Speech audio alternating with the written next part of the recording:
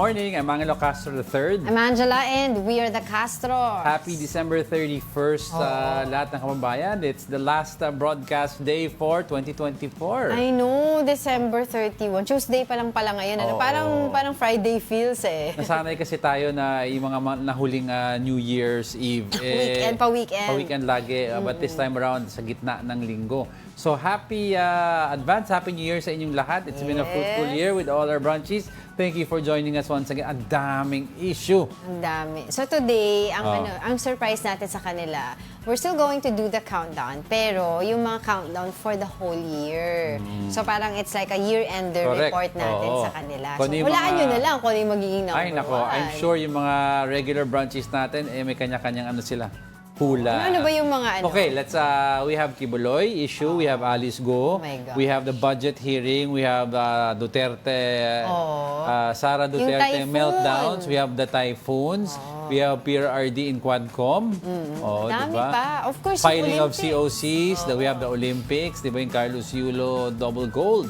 Daming issue talaga this year. Tsaka we also have yung Olympian na sumabit sa pole vault. Oo, sumikat din yan. Dami tayong pag-uusapan, ha? Pero meron tayong fruits today, care of sa kabila. So, thank you. Meron pampaswerte. And of course, our donut for today. Parang bilog-bilog maswerte daw yan. Donut with cheese. Right. We're serving you news in a countdown. All that before your second cup of coffee. This is Brunch. Now let's start off our year-ender episode with a countdown with the ongoing Metro Manila Film Festival. The festival is having a successful run on its 50th anniversary.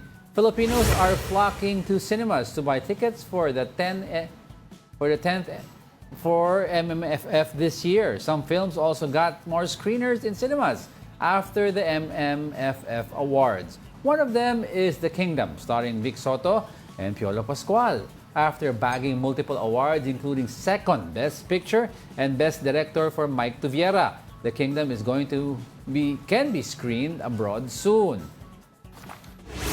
Mga kababayan, darating po dyan ang The Kingdom kung nasan man kayo. We have screenings planned already for North America and Canada and Middle East, of course, and Europe. Kaya darating po kami dyan. So, congratulations talaga sa Philippine cinema. Kasi diba, before the pandemic, parang medyo nagle-laylo yung Philippine cinema. So, ngayon, umaangat ulit. Ang gaganda, no? Nahirapan yung mga juries natin din sa mga kasali sa Pero yung laylo during the pandemic. Pero prior to the pandemic kasi lumabas yung General Luna. Pwede naman yun. General Luna kasi started the trend ng mga... Tapos last year, Gomburza. Yung mga cultural. No, yung mga period pieces na cultural pieces na kaya pala gawin natin. And then we had Gomburza, which is very successful also last year, which is a period piece. Yes. And now we have The Kingdom. which is although it's fictional, but it's still a period piece.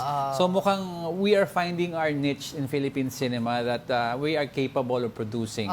Actually, it's all about parang embracing your yung what you have, 'di ba? Tapos embracing your culture. Kasi ganoon din naman ginagawa ng mga Korea eh. Actually, diba, Koreans kasi, it is part of their, kasi subsidized sa movies nila ng government. So when they make movies, they're supposed to either somehow promote the country. Some part of Korea, either it's the dishes, provincial places, di ba? Kita mo sa ibang movie, kita mo laging kumakain sila sa Korea, di ba? May kimchi, may kumakain ng barbecue.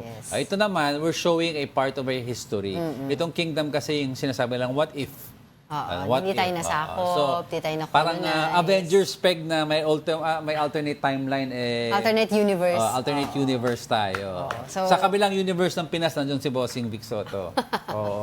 Congratulations at napaka-successful talaga nito. Well-deserved. 50th Metro Manila Film Festival. Lahat ng films, actually, dun sa Metro Manila Film Festival na awards night na nangyari the other day, if I'm not mistaken, kasama dun sa pinarangalan nila na Lifetime Achievement Award, si former President Erap Estrada. Yes. Kasi for those who don't know, siya pala nagsimula nitong Metro Manila Film Festival. Isa siya sa mga pioneer, nag-found nitong Metro Manila Tsaka Film he was one of the first, not one of the first, but he was one of the most successful also action stars na nag-bridge ng action and comedy at the same time. And he came out with my dad in a lot of the movies Machunurin. Yes. So if you could watch it. Low Waist Gang ba yun? Low Waist Gang. So if you, si Erap and daddy ko, laging tandem sa mga movies yan, mga action star. And he's famous for his, yung wristband niya. Tapos yun daw, yung mga proceeds before na nakakalap nila sa Metro Manila Film Festival, donate daw yung sa Mowel Fund to support yung other actors Mowel and Fund actresses. kasi is the group, parang union ng mga actors and actresses. So, the Mowel Fund group. So, it's nice to see him also there, no? Hindi na nga lang siya nag-speech, pero isa siya sa mga highlight doon sa Because Metro he's Manila not been Film really Festival. active on TV, na nakikita on TV recently. But congratulations just the same sa lahat ng mga The movies. Kingdom, Pinoy. Hollywood, airing sa Hollywood. Airing sa ba? Airing sa US. Very good. Yan ang sabi kanina sa abroad, ang The Kingdom. Abangan niya na ating mga kababayan doon. Abangan pa. Abangan pa. So hindi pa airing. Hindi pa. Mag-i-air pa lang. Will air. Coming Will be soon. airing, yes. Ikaw naman excited masyado. Let's move on. On our top 9 is our historic Olympic performance. The Philippines made a significant mark by clinching two gold and 2 bronze medals this year. Carlos Yulo not only delivered 1 but 2 gold medals in the floor exercise and vault events of gymnastics. Boxer Nesty Petesio settled for bronze against Poland in the semifinals of the boxing competition. Another boxer Ira Villegas also secured a bronze medal against her quarterfinal opponent from France. This is not only our best Olympic medal haul, but also the first time that the Philippines had won multiple gold medals. Gold medalist and Olympic champion, Carlos Yulo.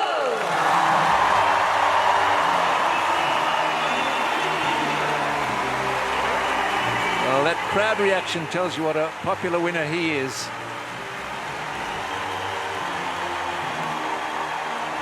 24-year-old who years ago was invited across to Japan to train, had a recent change of coach, felt like he was losing his way. He said his ambition is to win gold at Paris in 2024. And he's met that ambition. Job done.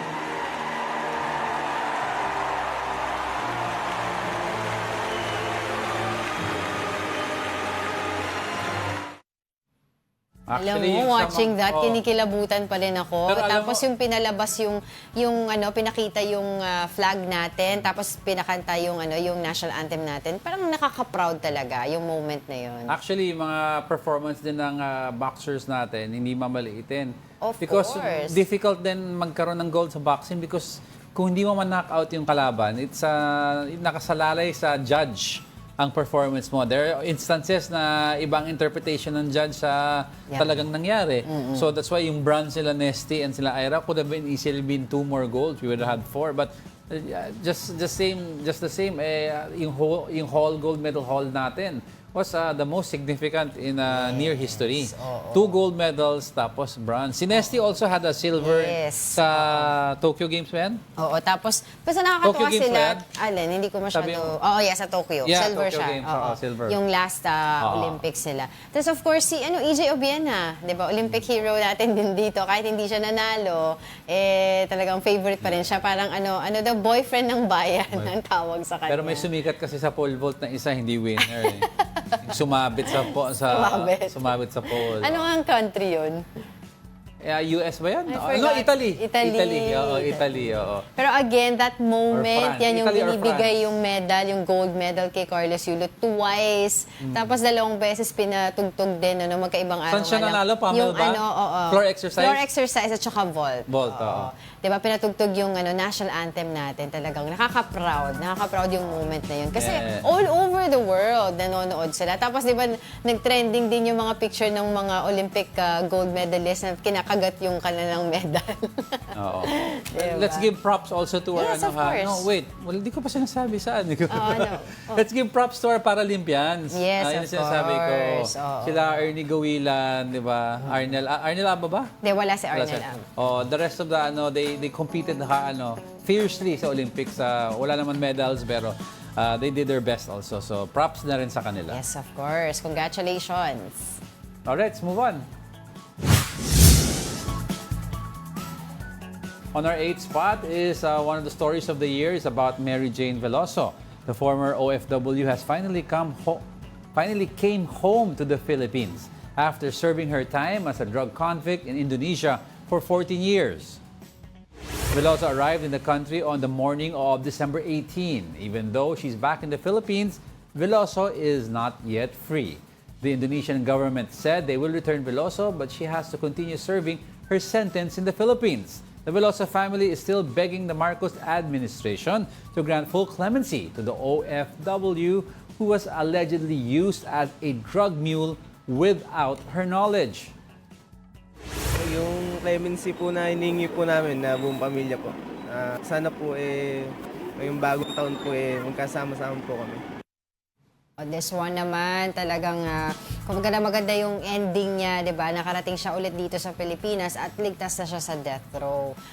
Sinubaybayan natin yung story niya from 2015 all the way to now, di ba? Up to present na talaga akala natin mawawala sa atin si Mary Jane Veloso. But now, because of... Nagsimula lahat ng pag-asa na ito dahil kay the late President Benigno Aquino when he made that 11th hour call, di ba? Back channel na in the negotiations with sila Joko Widodo and yung foreign minister ng Indonesia. And then nag-grant yung stay because of the premise na Mary Jane has to testify against the true we criminals. We need her statement, we need her to testify. Parang ang gulo ng Pilipinas is Mary Jane is the least guilty in this issue. We have the guiltiest party in court right now at kailangan namin ng testimony. If you kill her because of execution, mawawala ang aming pag-asa to convict yung true true enough when nawala si Joko Widodo change of leadership sa Indonesia. We had a liberal president who was more compassionate and he has a program in Indonesia where not only mga Pinoy ang nare-release niya but other nationalities. Australians, diba before pinag-usapan na rin natin to yung Bali 9. Bali 9. Although dun sa kanila iba yung naging terms and conditions nila, pagdating nila doon sa Australia, back in Australia, although may life reintegration sila doon, free men na sila as compared dito kay Mary Jane Veloso. And eto pa, ulit-ulit din natin pinag-uusapan dito na wala namang hininging kapalit ang Indonesian government. But if ever in the future, sabi nila, may ganito din nangyaring kaso, it's time to give back din, return the favor sa Indonesian government. But for the meantime, ito nga, nakikita natin si Mary Jane Veloso.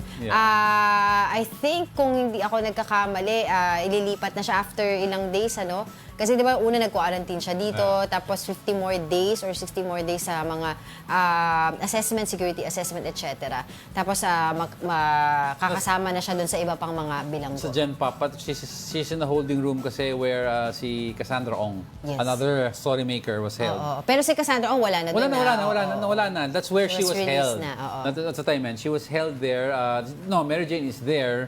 And then will be soon integrated into general population. Kasi wala pa man sila sabi kung sa Palawan o sa Davao ililipat or she will remain there. Actually, there's an option that she can choose saan niya gusto. Sa sinatanong ng mga tao, bakit may opportunity na gano'n, bakit may option na pwede siyang mamili. Sinabi na, hindi naman siya convicted dito No, she's not convicted here. Or she's merely serving out and we don't have the death penalty. So in essence, yung death penalty conviction niya in Indonesia is downgraded to life. And as far as Philippine courts kasi are concerned, although our government is concerned, si Mary Jane is not the most guilty in this issue. We already have in prison yung dalawang recruiter niya. Isa doon, pinsan niya diba? Yeah. So ngayon, ang inaantay na lang natin, although nagkita-kita na yung family ni Mary Jane Veloso at saka siya noong December 24, they were allowed to visit her, ay yung kung bibigyan ba ng clemency ni Pangulong Bongbong Marcos si Mary Jane Veloso or idadaan siya through GCTA. Diba? So yun na lang aantayin natin. Pero yung pamilya yun ang hinihingi, sana daw mag-grant na yung clemency ni Mary Jane Veloso. Pero that ay aantayin pa natin yun, diba? Alright, let's continue. Coming up, have we seen the most violent confrontation in the disputed West Philippine Sea yet? And what is the rank of the impeachment against Vice President Sara Duterte in our year-end countdown? Nako, alamin natin yan. Impending mas lalo na next week. Oo, kung ano yung move ng Congress, whether itatransmit sa Senate by getting 106 or 103 votes, or dadaan pa sa Committee on Justice. Nako, anong siya pwesto natin sa countdown natin yan? Mamaya pag-usapan din natin yung sa West Philippine Sea. Hindi mawawala yung issue sa West Philippine Sea. Yung possible criminal cases against President Duterte, former President Duterte, ipa-file ba yan? Nandito ba ang kwento na yan? Ang dami nating... Actually, parang kulang nga yung top 10 sa dami ng issue na kinaharap natin noong 2024. Kaya yung ano natin, yung theme natin, yung 1PH saka 1 News Thanksgiving Party, di ba? Ang tawag doon, isang daang taong lumalaban or panay laban. Kasi talagang napakadaming laban na ginawa po natin mga Pilipino ngayong taon na to. Pero yun nga, wag po silang aalis, ha? We're just getting started. More of our top 10 news when Brunch returns. Keep it here on One News.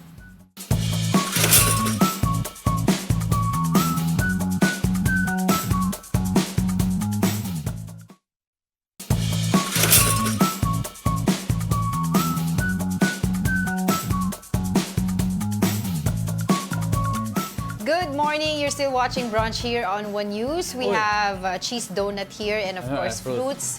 Pampaswerte daw yan.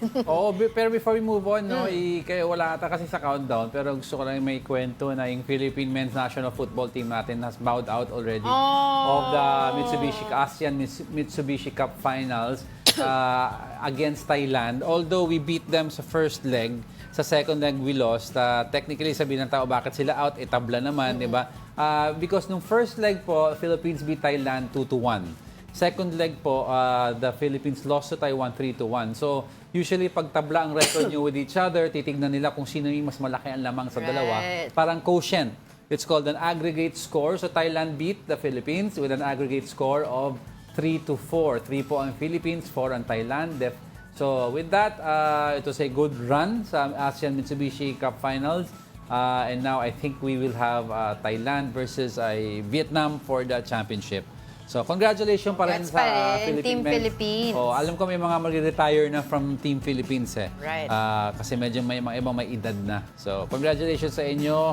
We're still proud of you guys. Okay, batiin ko lang itong mga nasa YouTube natin. Si Alex Fuentes, si Tita Daisy Cancio. Sabi niya, congratulations to the both of you for a very well done 2024 broadcasting job. Taray. Thank you. Si Tito Naldi and Kuya Jopet is also watching from Antipolo Hills. We also have Oscar. Antipolo, lamig doon. Yes, lamig. Oscar N, si Summer Cabrera, nagpapaalala siya, huwag mga magpaputok. Si Gary Ko, si Julius Manalo, looking forward daw sa atin sa 2025. Si Elmo Cardena, si Mark Santiago, and Ronald Maxtay. Sabi niya, Happy New Year, Team Castro. Balikan ko din ito mga nasa Facebook, ito mga loyalista din natin to, si Mina Benales, and the rest of our Jessie Mendez family, Tita Esther Abaya. We also have Alex Fuentes here. Si Alex Fuentes, lahat yata ng gadget niya eh. Diyan siya nanonood. Si Ralph Domingo, of course, last brunch of 2024. Happy New Year and see you in 2025. Si Sam Pokemon Go, ayan, sabi niya, thank you for interacting with your viewers. Busog palagi sa balita. Intriga, emosyon, advice. Next year uli. Sabi ni Sam Pokemon Go. At saka si Juan Miguel Ebron. Si Mig. Oo, hello brunches, goodbye 2024, hello 2025. Looking forward daw sa ating next move. And of course, si William Esmores. Yan. Ayos, idol, hataw lang. Happy New Year. Yan. Happy New Year. And of course, si Mother Earth nanonood din sa atin. Oo. Okay, let's continue with our countdown. On our top 7, the country was battered by back-to-back cyclones this year. This started with severe tropical storm Christine, which entered the Philippine territory on October 20. After Christine, Leon entered PAR and became a super typhoon. In early November, Typhoon Marce wreaked havoc in northern Luzon, where thousands of families were affected. Nika then came in, the fourth typhoon in less than a month. That was then followed by cyclones Ophel and Pepito.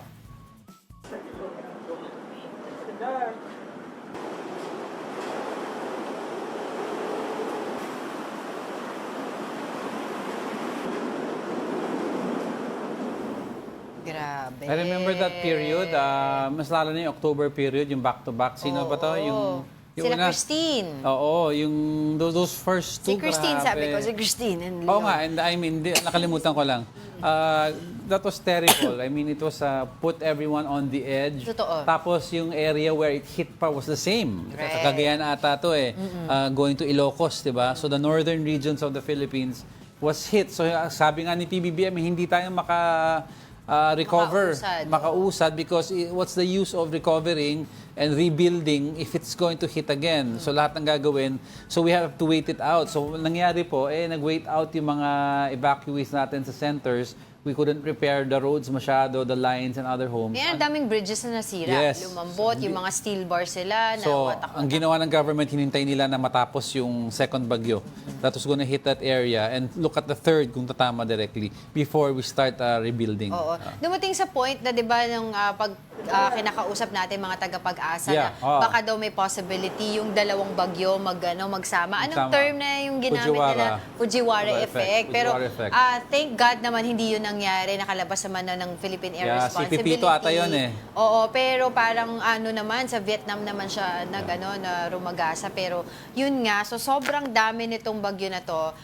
Of course, hindi natin mapipigilan yung usapin din ng asan yung mga flood control project. Wala daw tayong master plan pagdating sa flood control. Naging issue din yan, pinag-usapan din yan. And etong bagyo na to noong October was 4 months after nag-deliver ng SONA si Pangulong Bongbong Marcos at that time. And he was bragging pa, diba, telling us pa during his SONA yung kanyang flood control. flood control projects na nangyari noong 2022 na inayos nila from 2022 to year onward. So, kaya yung mga netizen, syempre, yung mga netizen, laging may resibo yan diba? Sabi nila, asan na yung flood control? What happened to us? And one thing is also for sure na na-realize natin during this sunod-sunod na mga bagyo is talagang climate change is real.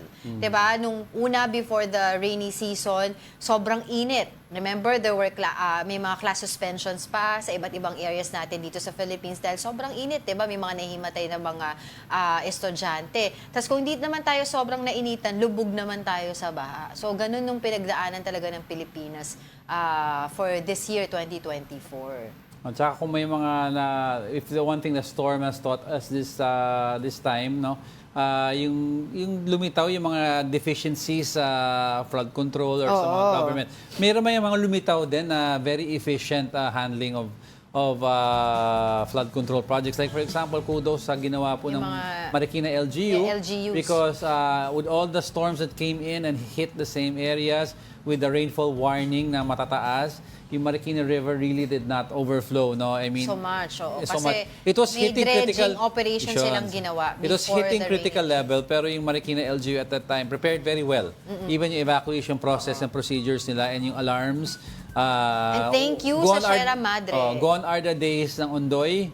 Yung nangyari sa Ondoy, di ba? Yung nabigla tayo lahat sa apaw ng Marikina kasi nag-open ang mga dams. Yeah, I remember yung mga mojos natin, di ba? Isa-isa sila nandoon sa mga areas kung saan. Marikina. Di ba? Pati sa Manila, di ba sila Evan? Si Evan yun sa Marikina. Tapos sa Manila, si Mary Mon Reyes. And other, it's si Kayla. Si Kayla yung nagbangka ata, si Kayla. Oo, talaga. Yun yung mga naranasan natin during 2024, October, down to the first week of December. Ngayon, may mga ulan-ulan, pero wala naman tayong bagyo so far. Nakaka-apekto lang daw nito, sabi ng mga tagapag-asa, ay sa shear line and yung ITCZ.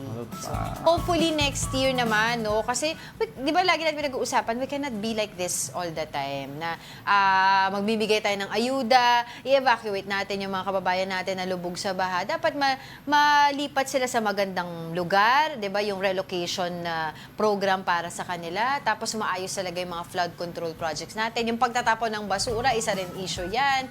So, bakit? It takes a village talaga. Hindi. Bakit? Saludo lang ako sa'yo. Bakit? Kasi sabi mo sa akin kanina, sa mga pakiramdam ko, ikaw bumangka, ikaw bahala. Hindi ako makasalita. Go na. Tuloy-tuloy yung parang rumaragas ang trend So, iba ang energy nito. Okay. So, ano pa? Ano pa gusto mong dagdag sa bagyo? Ito expected na ako. I mean, itong next sa countdown, I expected it to be around this area. Okay. So, let's take a look. Ano yung number 6?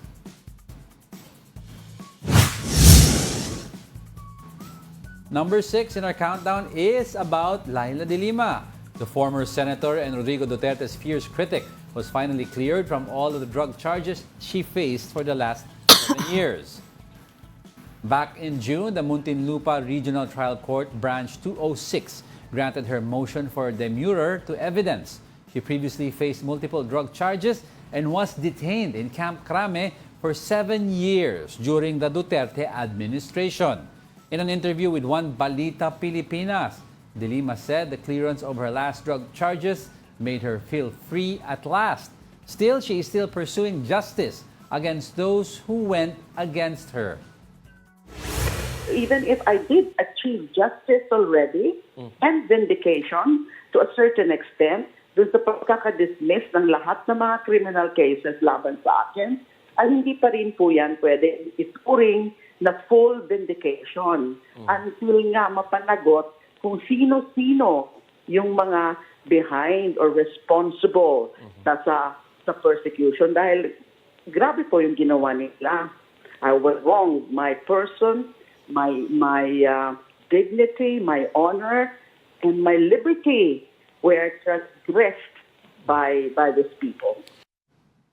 If you remember, 7 the years. former senator and ex-DOJ chief guested here, di ba? And I think you asked her if she has forgiven all those who took part in putting her in jail. She has forgiven, sabi niya, almost all of them, except this one particular person, which is former President Rodrigo Duterte. Hindi pa daw niya makuha na mapatawad. And but she said naman she is working on it. Pero sabi niya, 'di ba, well, she's talking to a lot of lawyers already kung baka meron siyang pwedeng maisampang kaso. What liability ang meron? Liability. Kasi 7 years Because din technically, she was detained for 7 years and cleared of all the charges. Yes. So that means wrongfully detained siya that time. So sabi yung niya... mga witnesses against her, nag-recant. Yeah, lahat. and ito Mga most of the evidence, witnesses wala said, naman. all the testimony that they gave was because they were coerced. And the court accepted this explanation, meaning, sino nag-coerce sa inyo? Right. We will see in the future or moving forward what kind of cases, as you were saying, the former senator will build up against personalities. Ang titignan na lang natin is if these witnesses that recanted and said they were coerced will point to sino ang nag-coerce sa kanila. Yeah. Kung hearsay ba, or they actually heard these players in government in the last admin tell them to lie. Yun ang titignan natin. Yan. Yung si former Senator Laila de Lima ay frequent guest din natin yan dito sa Brunch. sa Brunch. Una, nagpakita siya dito live sa studio with the former Congressman Erin Tanyada. Tapos we had her on We had Zoom. her Zoom plenty times, mga 2-3 times already. So, yeah, because she's running, 'di ba, sa party list nila yung LP party list. Yung mamamayang liberal. Una kasi parang Senate yung inaay na position niya, babalik siya ng Senate. Pero eto nga ginawa na lang nila sa Because sa Congress. clear path to the Congress, back to Congress, so sabi niya, is through the lower chamber. Yes. She has the numbers si to make it. Former Senator Laila de Lima ngayon ang spokesperson nung grupo nung Impeachment, mga the third impeachment. nag-file ng impeachment. First ba? First siya. First, second, oo. Makabayan Yeah, I Alliance. Sa remember. third yung itong religious, and then there will be I remember fourth. because we talked to her, sabi niya at that time wala pa siyang, she's thinking about it. Pero she said she was not really part of this, but they asked her to be the spokesperson. Yes, so isa siya yun. Isa sa mga, kaya ilang beses din natin siya nag-guest dito at natanong ng iba't ibang mga questions related nga doon sa issue na yun. So talagang hindi mawawala si Senator Laila de Lima sa ating countdown dahil marami-rami din siyang pinaglaban ilang years. Alright, let's continue with our countdown. On our top 5 is Alice Go. The dismissed mayor of Bamban, Tarlac made major headlines this year. A Senate probe uncovered the alleged involvement of Go in illegal pogo hubs. Senators later revealed her to be Go Huaping, a Chinese national who spoke fluent Tagalog. Not only did Go possess fake document, but her father and siblings were also found to have falsified their records. Go and her companions attempted to evade capture by fleeing to Indonesia, but they were eventually arrested and deported back. She is now detained and facing multiple charges across various courts. Wala na po talagang malala. Lumaki po ako sa Farm Your Honor. Pogo is a monster. I leave your fate, Ms. Go, up to the courts. And I look forward to the day you face justice. Oh my gosh, who I would can have- forget her? I would have put her higher though. Oo nga, no? Pwede siya mas mataas pa, no? Within the top 4. Ano kaya yung number 1 natin? It's because you have to remember, dito po nagsimula ang sa... Yung mga Quadcom Sa Quadcom na hearing. dito dinugtong si Alice Go to Harry Roque, to the entire Pogo criminal syndicate ring. Tapos nanganak ang mga politicians na involved. Meron ba? Lumabas ang Nagkakaroon isang ng connection, mayor. kaya nagka-Quadcom. May love romance siya. Ang dami pong nangyaring issue stemming from this very hearing with Alice Go na nagsimula kay Senator Risa Ontiveros. Yes. I would have put it higher though dahil this was on Siguro the news. mga 3, o 3 or 4. This was on the news for a long time. Oo, And grabe it involved yun. many stories. Totoo. Tsaka, sino ba makakalimot ng mga, hindi ko na po maalala, Your Honor? Teacher Rubilin. Teacher Rubilin. Simpleng Ano pa, babae lang. Pilipino po ako. Simpleng Anak po babae ako ng, sa babuyan. Oo, nag-aalaga lang po ako ng baboy. Anak po ako ng kasambahay ng tatay ko dati. Yung mga gano'n na mga stories. Simpleng tao lang ako na may helicopter. Tapos, dapat sinama din natin yung kanyang lawyer. Tsaka Hindi yung natin kausap yung lawyer niya dito. tsaka yung- Si Attorney Stephen David, di ba? Di ba kung ano na yung sinasabi niya? Pero on a side note Dami kasi, na niyang mga aside from that, si palabas Alice Go developed a following among several social media people. May mga impersonator nga siya. No, oo, aside what I meant is nagkaroon siya ng fans because naglabasan ng yung mga fake accounts using her pictures na ang ganda-ganda mo Mayora, pinapakita yung mga fashion niya, yung Tapos mga meron vlogs siya niya. na-link sa kanya na Oo. politician din sa... Yun anong mayor? Sinabi ko na nga kanina. Sinabi mo ba kanina? At listening ka talaga. Alright, sige. Yan talagang pogo eh. Let's continue with our countdown. Yan, ito more or less ka-level nito with Alice Go in terms of top 4. This is about Pastor Apollo Kiboy. Now, everyone tuned in at the months-long search for the controversial kingdom of Jesus Christ leader. The Philippine National Police intensified their manhunt operation against the self-proclaimed Son of God in August after multiple courts served arrest warrants against him. Kiboy and other members of KOJC were accused of qualified human trafficking and child abuse. The situation in the KOJC compound in Davao City got heated when members of the church confronted the police and harassed some members of the media. Kiboy was eventually captured by authorities on September 8 and he is currently detained in the Pasig City Jail. This is not the last time we're going to hear news about Kiboy though. Back in October, Kiboy surprised the public when his representatives filed his senatorial candidacy for the 2025 midterm elections. Favorite mo to di ba? Laging nasa number 1, number 2, number 1, number 2. Sino ba hinaras niya? Was it Merimon? Na hindi siya, yung No, followers. what that time the followers harassed Merimon and sila Brill, di ba? Doon sa Davao. Kasi talagang ang tagal. 2 weeks ba yun? Ilang weeks ba yun sila nandoon 2 weeks. sa compound nila, na may, KOJC? may heartbeat daw sa underground, baka dagalang daw yun. Kasi Tapos, naghukay-hukay pa. may naglabas na chamber, so may dala daw bomba sa loob ng... tapos hindi daw PNP.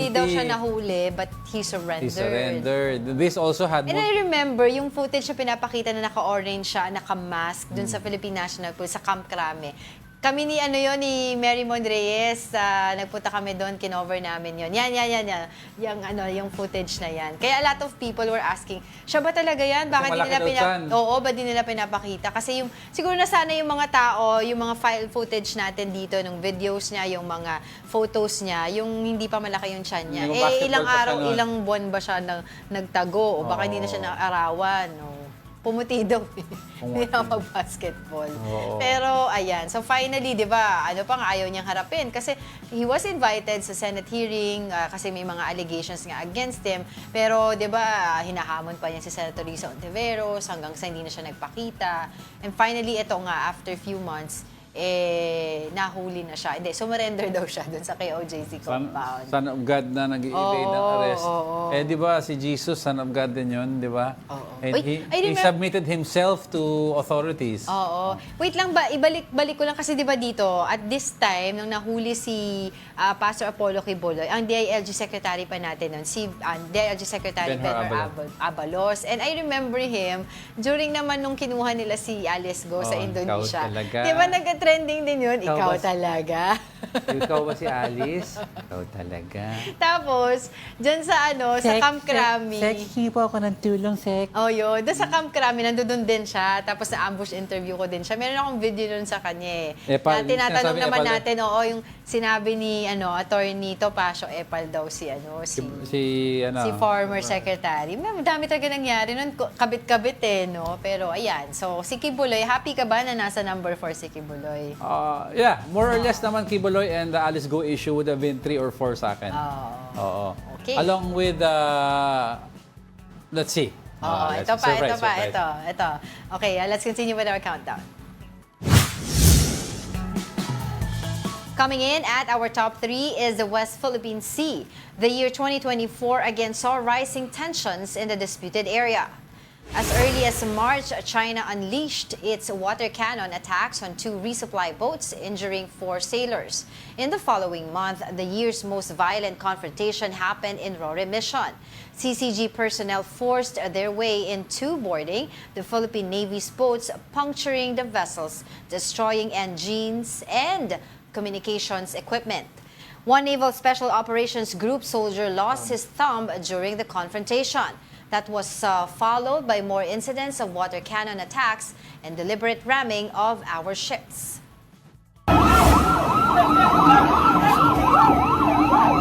Hey! Get out! Get out! Get out! Tawag ka kay Bugs!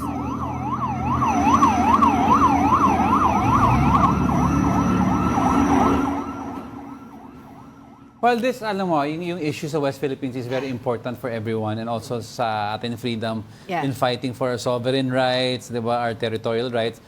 Pero this is an ongoing saga kasi that's even prior to this year, last year, di ba, we had issues already sa West Philippines. So I would have put this a little lower. Kasi pinag-uusapan sa countdown yung nagka-captivate sa audience. This one is ongoing pa rin eh. Hindi nawawala and then... Tsaka talagang hindi naman nag-highlight, pero talagang yung continued to eh. This is continued. Yung merong mga nagalit na rin talaga lahat ng mga kababayan natin. Yung merong naputol na daliri na soldier natin. Pero we expected this to escalate. We've been talking about this issue even last year. And sabi pa nga natin, we're not surprised if the years and the months to come, may panibagong style of harassment ang ginawa sa atin ng mga Chinese neighbors natin, the Chinese Coast Guard, di ba?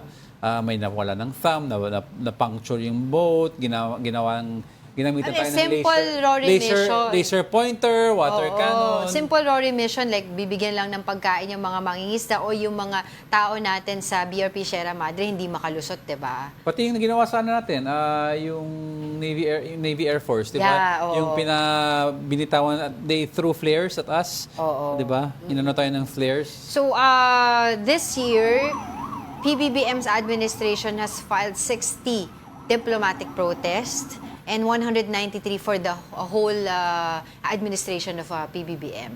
Yung mga diplomatic protests. Well, sabi ng ibang kababayan, ano ngayon kung may protest, ano magagawa? Well, at least it's on the record. Yeah, oo. Yun lagi natin tinatanong dito, di ba, kila Attorney J. Batumbakal and other on the record. Experts here, political analysts. Pero, maganda daw meron tayong mga pinapasa, mga political, diplomatic protests para nakarecord yan ng whatever na ginawa nila during that time ay pinoprotesta natin.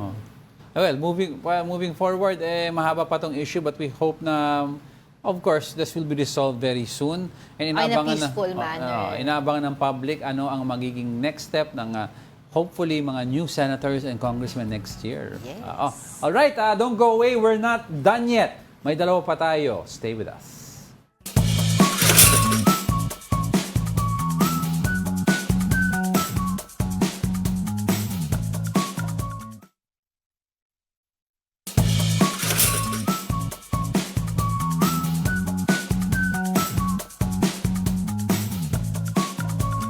Batiin ko lang mabilis itong mga kasama natin. Sila Lorraine Rebuta, of course si VJ, si Sam Pokemon Go, si Arthur Cartago, at saka si Ate Lorna Sumulat, nanonood din sa atin. Yan, si Direk Marvin, si JR, si Barbie, sino pa? Sinong Barbie? Si Kuya Elmer. Barbie Fortesa?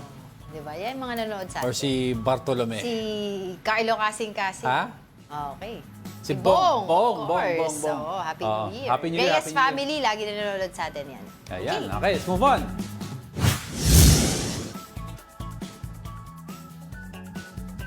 Now, ito, on our second spot. Ano kaya to? The House Quad Committee. The House Quad Committee recommended the filing of charges against former President Rodrigo Duterte et al. This is in relation to the alleged extrajudicial killings during the previous administration's drug war. Aside from Duterte, charges are also recommended against Senators Bato de la Rosa and Bongo, as well as former PNP Chief Oscar Albayalde and the Bolsinas, among others. Perhaps the most chilling revelations, Mr. Speaker, pertains to the extrajudicial killings that have scarred our nation's history. The investigations brought to light a harrowing narrative of abuse of power and institutional impunity during the Duterte administration.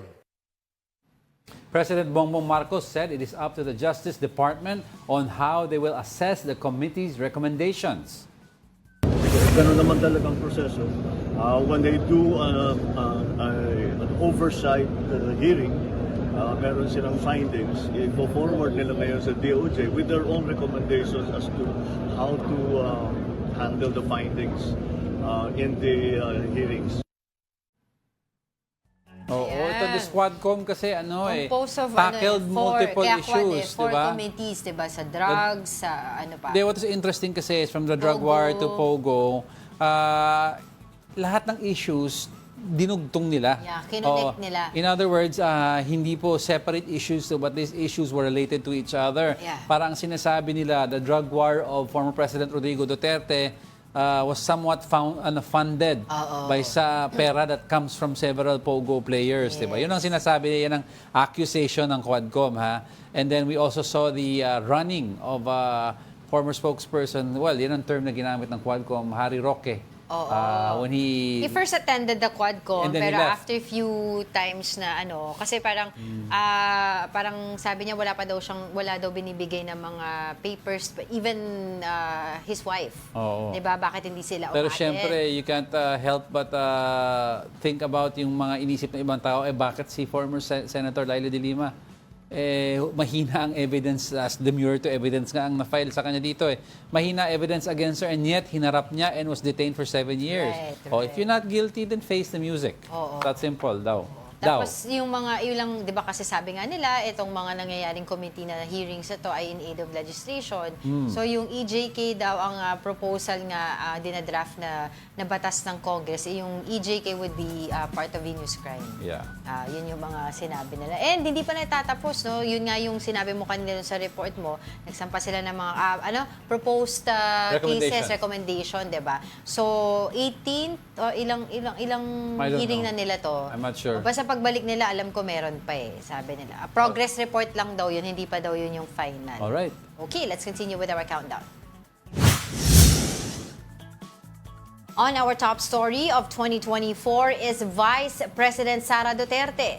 VP Sara made several headlines this year because of her surprising decisions and sharp tirades against her former running mate, President Bongbong Marcos. The first crack in the UNI team was first seen back in July when she resigned as Marcos's education secretary. In September, VP Sara said that she and President Marcos were not friends in the first place. In the same month, she was also grilled by House lawmakers for hours for refusing to answer questions about her confidential expenses in 2023. And in November, the Vice President had a late-night tirade session in which she cursed at PBBM, First Lady Liza Araneta Marcos, and House Speaker Martin Romualdez. This led to the slashing of her office's proposed 2025 budget and the filing of not just one, but 3 impeachment complaints against her. These priests, these lawyers believe that with what transpired and with what the public saw during the committee hearings, it's no longer just the legal and constitutional obligation of the members of the House of Representatives to impeach and for the Senate to remove from office the sitting Vice President of the Republic of the Philippines. it has now become their moral obligation to do so. Now, VP Sara claimed that she and her staff were being politically harassed by lawmakers because of her potential presidential plans in 2028. She also claimed that she will never work with the president. Regarding the impeachment complaints, the vice president said her team is prepared to face them next year. I assure everyone that we already have lawyers helping us. In fact, the moment that Franz Castro announced last year that they are planning to file an impeachment, we already talked to lawyers who will handle the impeachment case. Now let's further analyze the politics in 2024. We have political analyst and USC Political Science Professor Froilan Calilong on the line. Yes, Good morning. Good morning po. Good morning po sa ating mga kapinig. Yes, good morning, Prof. Thank you for joining us on Brunch on December 31. But I would like to ask, what is your overall general assessment of local politics this year? Medyo makulay siya. Actually, it's not just colorful. I think it's quite disorderly and medyo chaotic yung nangyari, no? Especially with the falling out of the president and the vice president. Not only that, no, umabot pa dun sa punto na nagkaroon ng mga threats, no? Yes. And I think this is really not very good insofar as the kind of leadership that we actually tried to look at, no, noong 2022. So it's not only that they were divided, no? Yeah. Pero yung alliance politically nag-spill over doon sa sabihin na nating division on a personal level, no? So this is really not very good for us. Pero Prof, I'd like to to ask you your thoughts on this, kasi sabi ng iba, why should we be surprised at all? When the unity was formed, there was no vision in the first place. And there was no common ground except just let's magkampi-kampihan na lang tayo just to beat then VP Lenny. Wala silang shared vision of governance or platform. So sabi nila, abangan nyo yan. Even before nag-take oath si PBBM, sabi nila, abangan nyo yan. Magka-crack yung unity na yan. What is your thoughts on this? Yes, I actually looked at it the same way. No, from the very start, I think this is what we call marriage for convenience. So I think this was just created to be able to muster enough votes in order to, create a more decisive win or victory against Leni Robredo in the 2022 elections. Pero yeah, I agree with that. There was really not much of a foundation to begin with. Politically, personally, there was no sort of, they did not belong to the same political party to begin with. So the vision, the principles are also contrasting. Maalala natin, even before the elections in 2022, former President Rodrigo Duterte already made some comments, no, pinpointing at the current president as a weak leader. No, so there was already some kind of animosity to begin with, even then during the 2022 elections. I want to ask you about the impeachment cases that were filed against Vice President Sara Duterte. Actually, 3 cases yung na-file sa kanya. Sabi nila, ang issue dito is timing and wala nang panahon. Do you think this will go through or pass through the Congress, and what will happen naman sa Senate? Well, when you look at the composition of the Congress, there is a possibility for it to push through, considering that majority of the members of the Congress are, of course, allied with the president. But then again, it will boil down to how decisive the leadership of the current administration, particularly the president, insofar as pushing for this impeachment complaint. No, kahit sabihin natin that President Bongbong Marcos said that he doesn't want the impeachment to push through.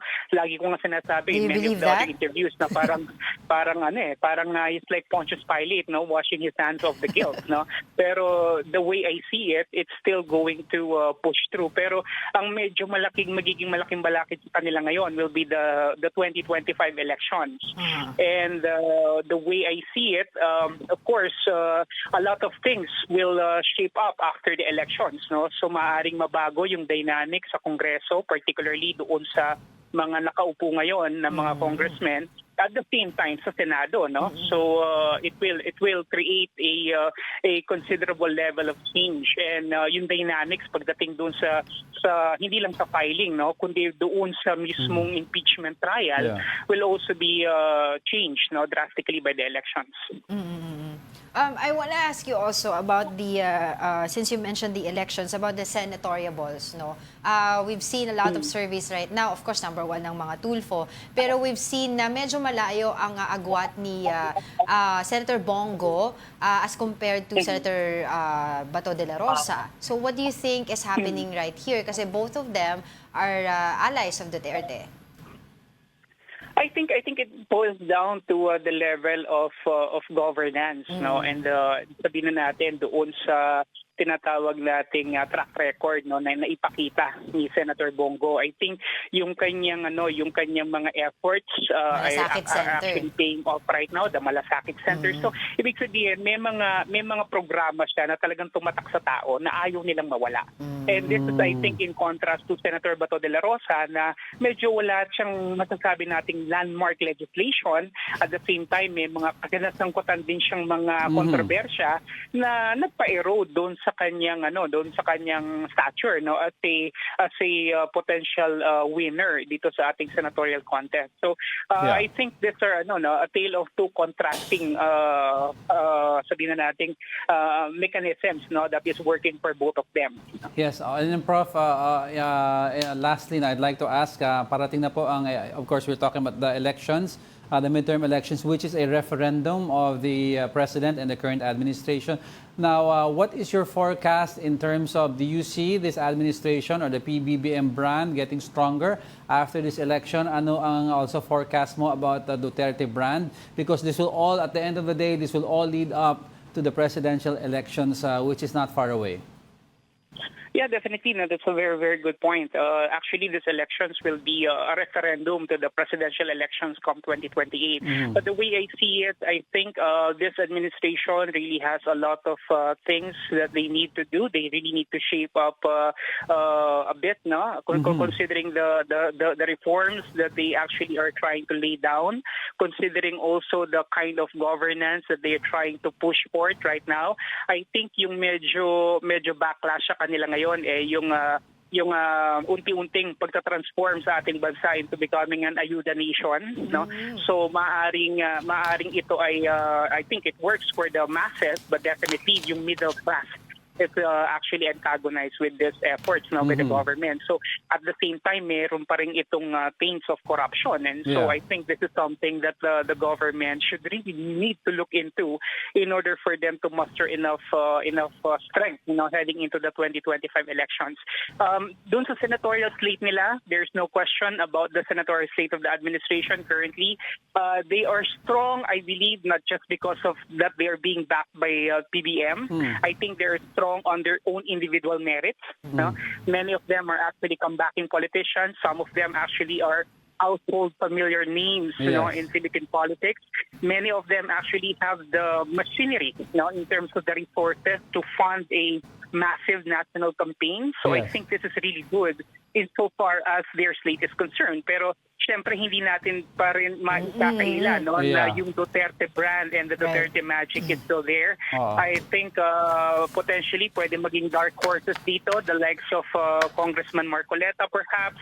I think over the years he has proven himself also as a worthy legislator and many others, ano. So yung dynamics ngayon sa elections natin, hindi natin masasabi na talagang solid, no, na makukuha. Hindi kagaya ng 2019 elections na talagang lahat ng sureball talaga. Well, so I think it's different right now. Yeah, well, definitely we'll check up with you again next year, no, and talk about this more habang palapit ang election. But with that, have a happy New Year. Thank you very much, Professor Froilan Calilong, for joining us on Brunch. Anytime. Mabuhay po kayo and Happy New Year. Happy New Year. All right, with that, we'd like to wish everyone an advanced Happy New Year. And I'd like to leave a simple reminder to everyone that never treat the New Year at the start of a new year and the end of one as a start and a beginning, rather a continuation or turning the page on the story of your life, which could simply be improved. That's from me. That's from me. And that wraps up today's episode of Brunch. Diba? Another year, another chance to get it right. Join us again tomorrow. I'm Angela Lagunzad-Castro. Another year to make it better, but not to get it right. Okay. And I'm Angelo Castro III. We are One News, all sides, all the time. Happy New Year! Brunchies!